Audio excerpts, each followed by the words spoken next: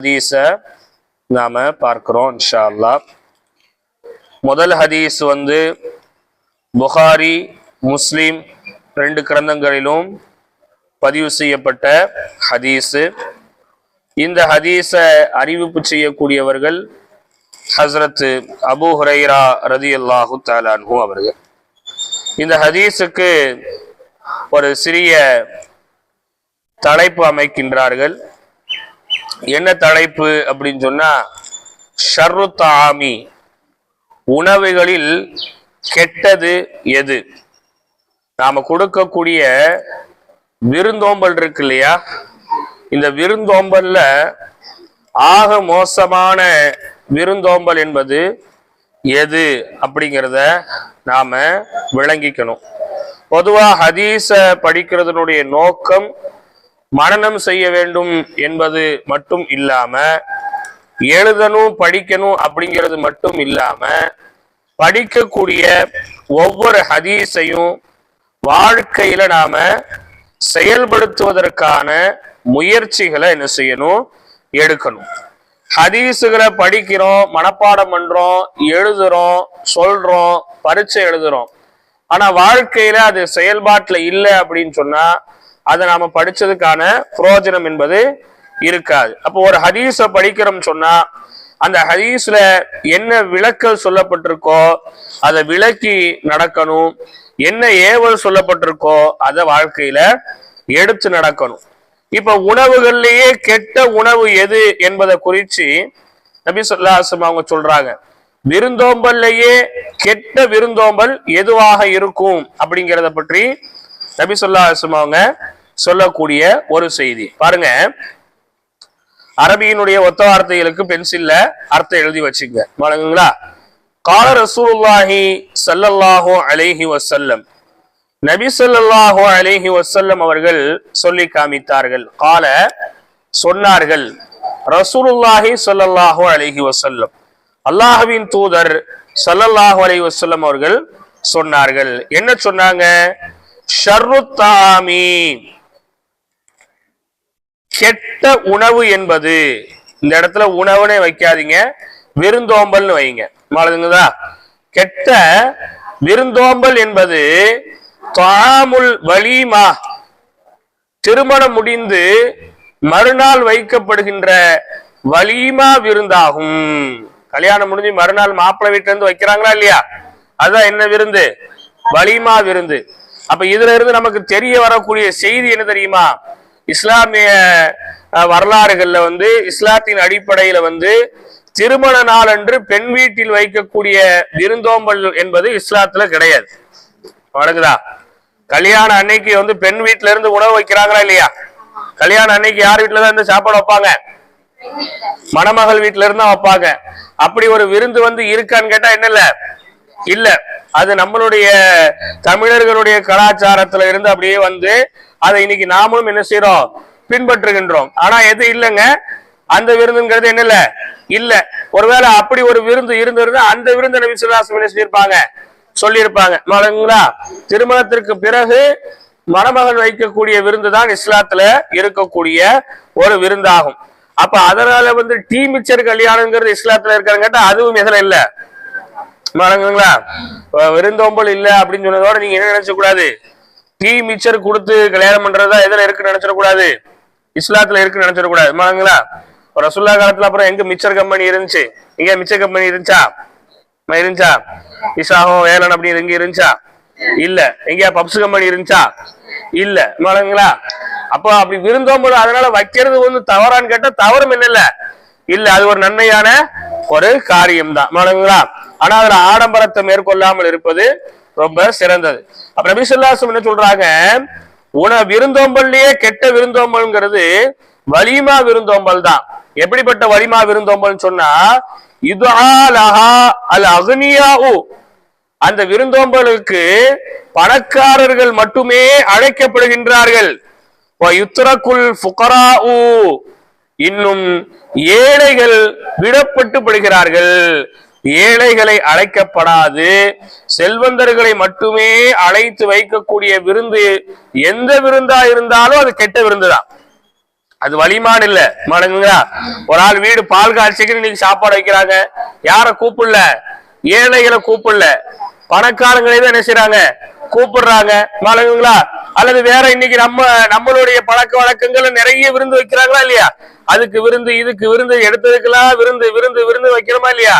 இந்த விருந்துகள்ல வெறும் பணக்காரர்கள் மட்டுமே அழைக்கப்பட்டு நடக்கக்கூடிய விருந்தோம்பல் என்பது ஆக மோசமான விருந்தோம்பல்.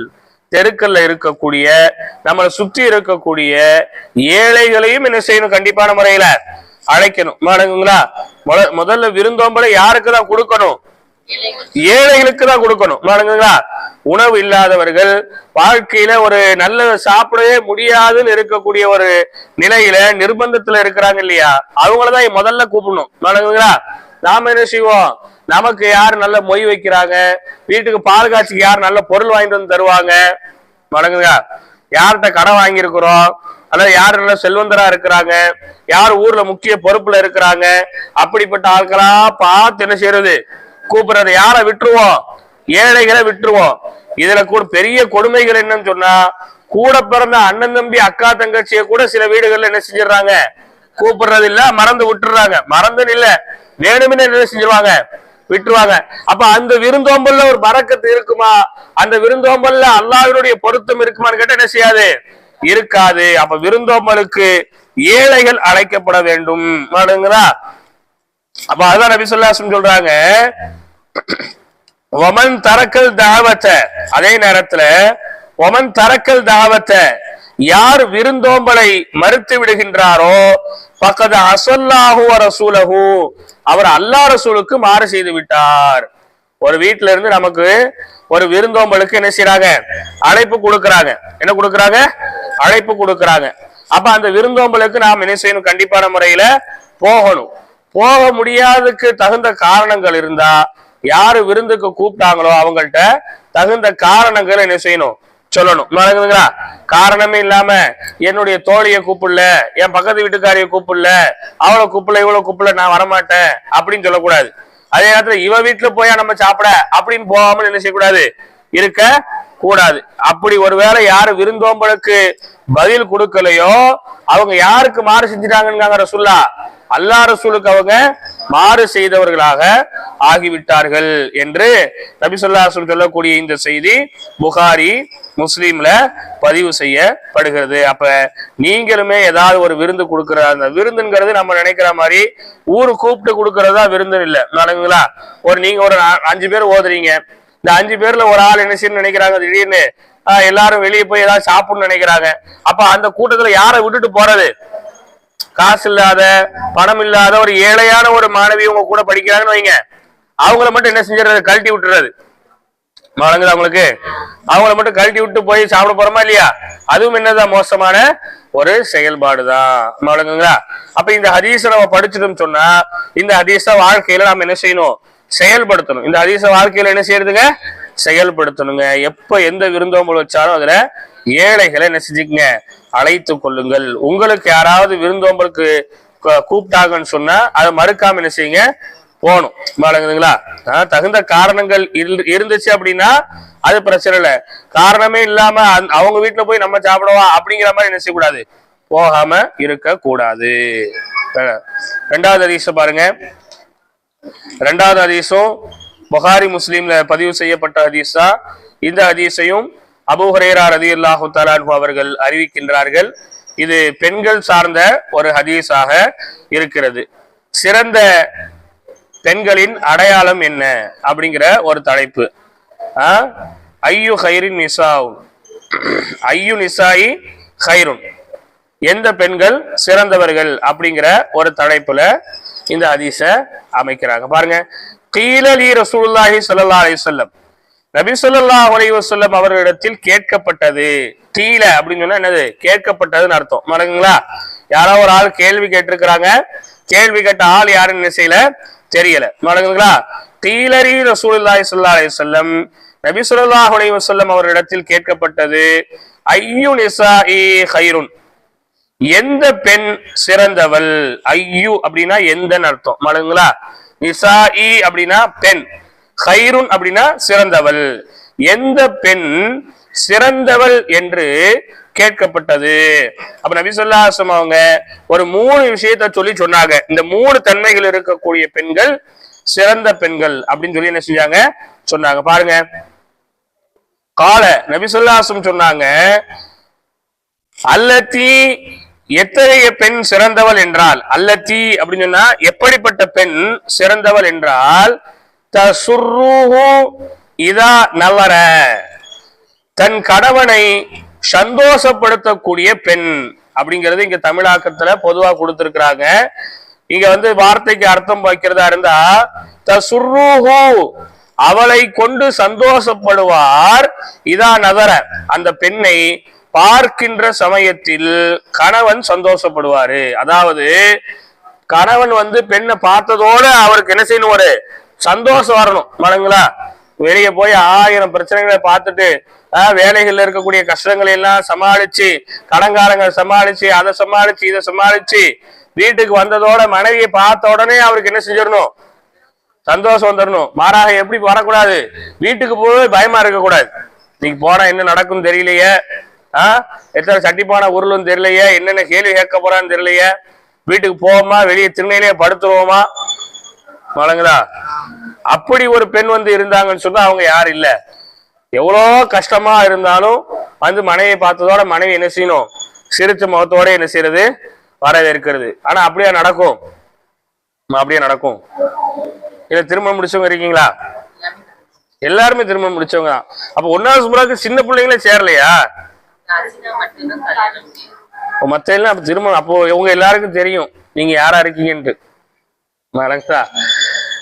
வர வீட்டுக்கு ஒரு 8 மணிக்கு வர வேண்டியவர் ஒரு 8:15 ஆயிடுச்சுனாலே போன் அடிச்சு எங்க போனிய, எங்க போனிய, என்ன செஞ்சிய, வந்திய, வீட்டுக்கு வாங்க உங்களுக்கு இருக்கு வைக்கி. அப்பவே அவருக்கு என்ன செஞ்சிடும், கைகள்லாம் நடுங்க ஆரம்பிச்சிடும். சரி நைட்டு இன்னைக்கு வீட்டுக்கு போனா ஒரு பெரிய 7:30 இருக்குடா, பேசாம இங்கே என்ன செஞ்சிருவோமா இருந்துருவோமா அப்படிங்கிற அளவுக்கு என்ன செய்யக்கூடாது, இருக்கக்கூடாது. அழகுதுங்களா? ஏன்னா நபி ஸல்லல்லாஹு அலைஹி வஸல்லம் அவங்க எந்த சிரமமானாலும் தன்னுடைய மனைவி அன்னை ஹதீஜா நாயிட்டு தான் சொல்லுவாங்களாம். எந்த அளவுக்குன்னா ரசூலுல்லாஹி ஸல்லல்லாஹு அலைஹி வஸல்லம் அவங்க ஹிரா குகையில போய் இருந்து ஏகத்துவத்தினுடைய அந்த பட்டத்தை பெற்றுக்கொண்டு இறைவசனத்தையும் அல்லாட்ட வாங்கிட்டு வரும்போது ரசூலுல்லாஹ் கடுமையான காய்ச்சலோட என்ன செஞ்சாங்க வந்தாங்க. வந்ததோட தன்னுடைய மனைவிட்ட சொன்னாங்க, என்னைய போத்தி விடுங்க, எனக்கு குளிருது, எனக்கு ஏதோ நடக்குதுன்னு சொல்லும் போது கத்தீஜா நாயகி ஆறுதலான வார்த்தையை சொன்னாங்களா. என்ன ஆறுதலான வார்த்தை?